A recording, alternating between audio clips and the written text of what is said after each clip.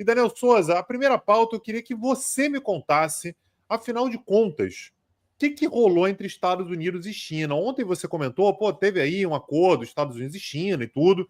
Essas negociações estavam acontecendo em Londres, a gente já vinha falando sobre isso há alguns dias, só que a gente não tinha tido muitas informações acerca de que acordo tinha sido esse. E aí, Daniel, o que a gente teve como se desenhou esse acordo? Tag, em primeiro lugar, é importante registrar que esse é um acordo preliminar e ainda depende da aprovação final de Xi Jinping e de Donald Trump.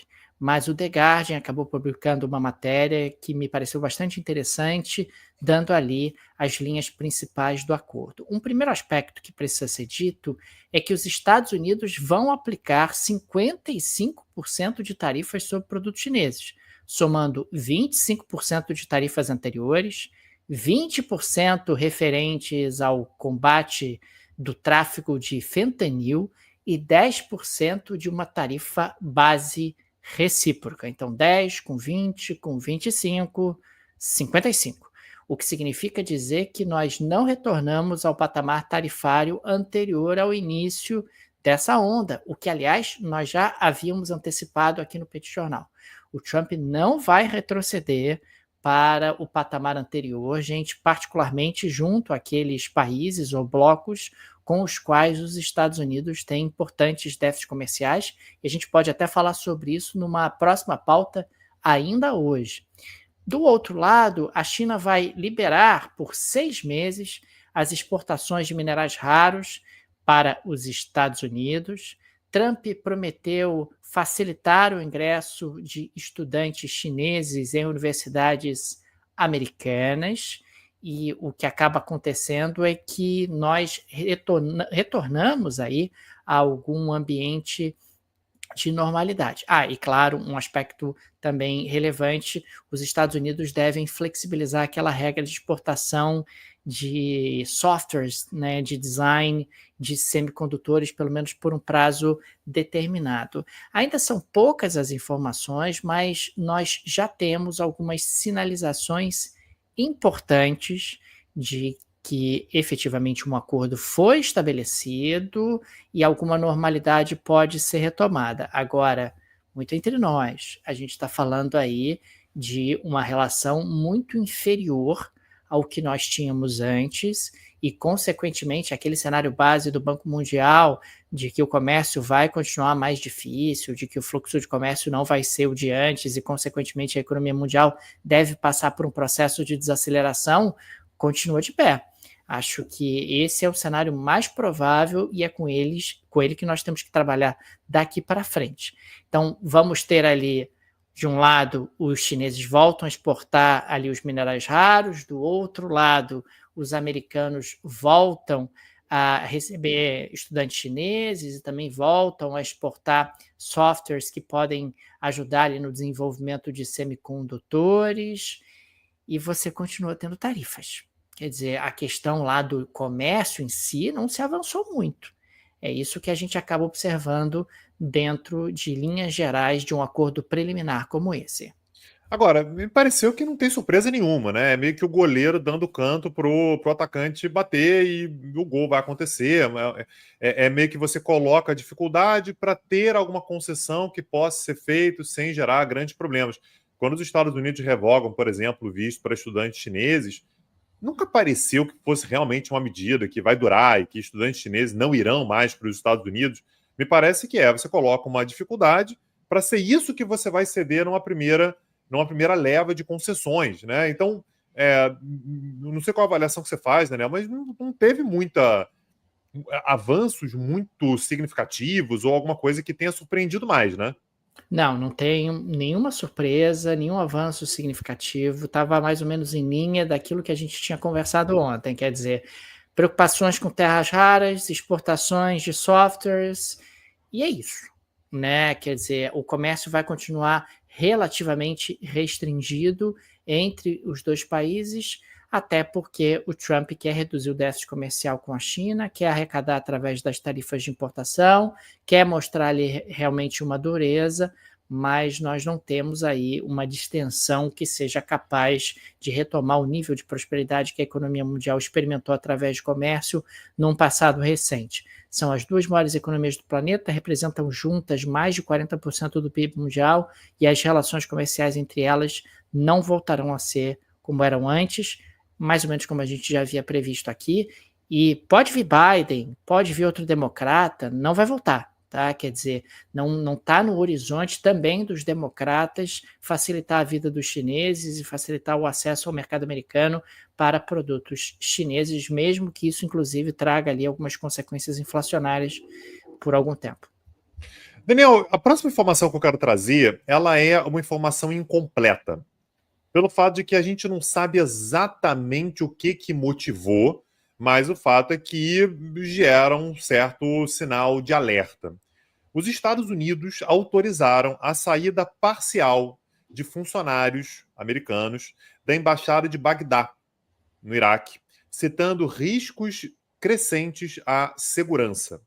Então, isso significa que o governo americano anunciou que, olha, se você trabalha na embaixada, se você não é essencial, é melhor você deixar a embaixada, de repente voltar para os Estados Unidos.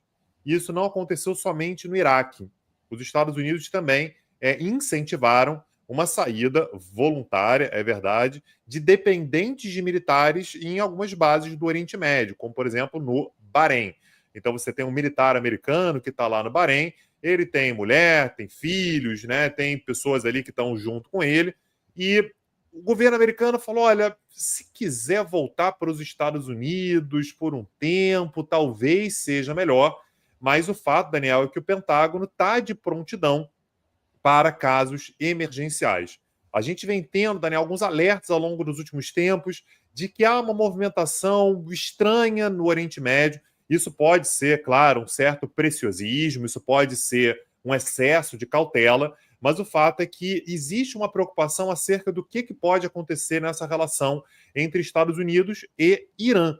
Naturalmente, Daniel, quando você tem uma preocupação com relação à segurança de americanos que estão no Iraque, é um país onde os Estados Unidos têm 2.500 soldados, e é um país que tem muita influência iraniana. Você tem muitos grupos pró-Irã que atuam no Iraque. É um país que tem uma fronteira grande com o Iraque. É um país de maioria xiita, tal qual o Iraque, tal qual o Irã também.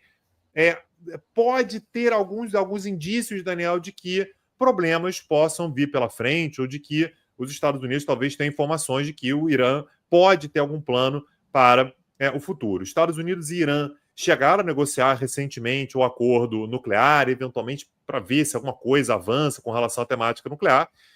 O que veio do Irã é de que, olha, os Estados Unidos negociaram, falaram, mas a proposta americana não mudou. A proposta americana continua sendo a mesma, e aí não interessa, não vai interessar para o Irã. O que os Estados Unidos querem é que o Irã paralise completamente qualquer tipo de enriquecimento de urânio.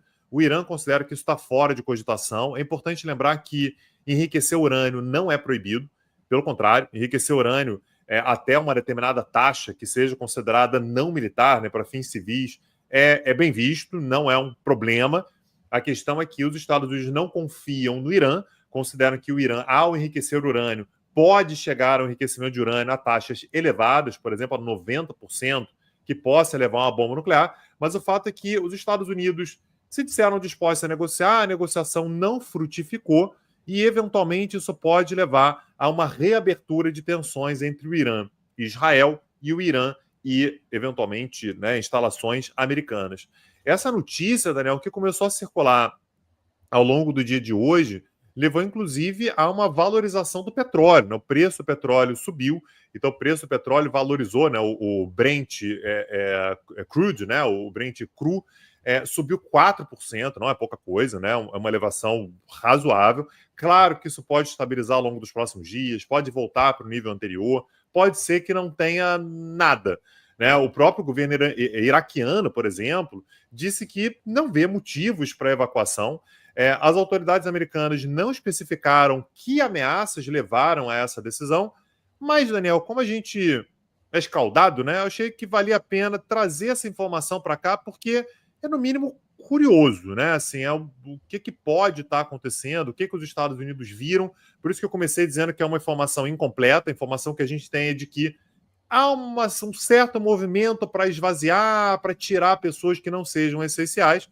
Pode ser que nada aconteça, mas, de qualquer maneira, acho que vale a pena mencionar o fato de que os Estados Unidos estão se movimentando com suas bases no Oriente Médio, Daniel. Tem que ir avançando para a próxima pauta, que aliás tem relação com a pauta anterior. O Tesouro dos Estados Unidos divulgou nessa quarta-feira que o déficit orçamentário do governo federal atingiu 316 bilhões de dólares apenas no mês de maio de 2025. Embora o número seja muito impressionante, ele é 9% menor do que o déficit do mesmo período do ano anterior, ou seja, do mês de maio de 2024. Por que o déficit caiu? Veja você, a arrecadação proporcionada pelas tarifas.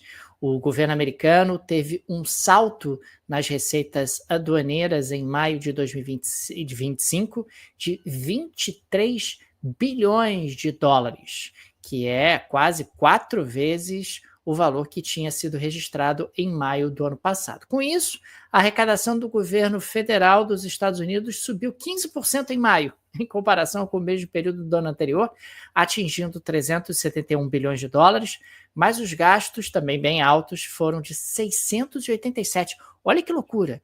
O governo americano, o governo federal, arrecadou 371 e gastou 687. Quer dizer, é algo muito impressionante. A gente tem aí um governo americano que está com déficit super expressivo. Houve uma queda do déficit em relação a 2024, mas essa queda foi explicada por um aumento de arrecadação. Arrecadação proporcionada pelas tarifas de importação. Qual é a chance do Donald Trump retroceder as tarifas de importação para os patamares anteriores a toda essa confusão? Me parece que zero, ou muito próximo de zero, porque as tarifas passaram a ser um instrumento arrecadatório, onde o governo americano arrecada mais, e quem paga são os estrangeiros, você sabe, Tanguy, são os chineses, são os europeus. Isso não é verdade, quem paga a tarifa de importação é o consumidor doméstico, mas dá ao presidente americano um discurso de que ele está reduzindo impostos, ao mesmo tempo em que ele aumenta investimentos em defesa, que ele é implacável com os imigrantes e diante de um cenário onde ele consegue ali, bem ou mal, reduzir um pouco o buraco do déficit americano. De qualquer maneira, a gente está falando aí de um déficit que é muito grande e o governo americano tem, inclusive, passado por rebaixamento da sua nota de crédito em função dessa percepção de que as contas públicas americanas não estão sob controle e o endividamento está crescendo de forma desordenada.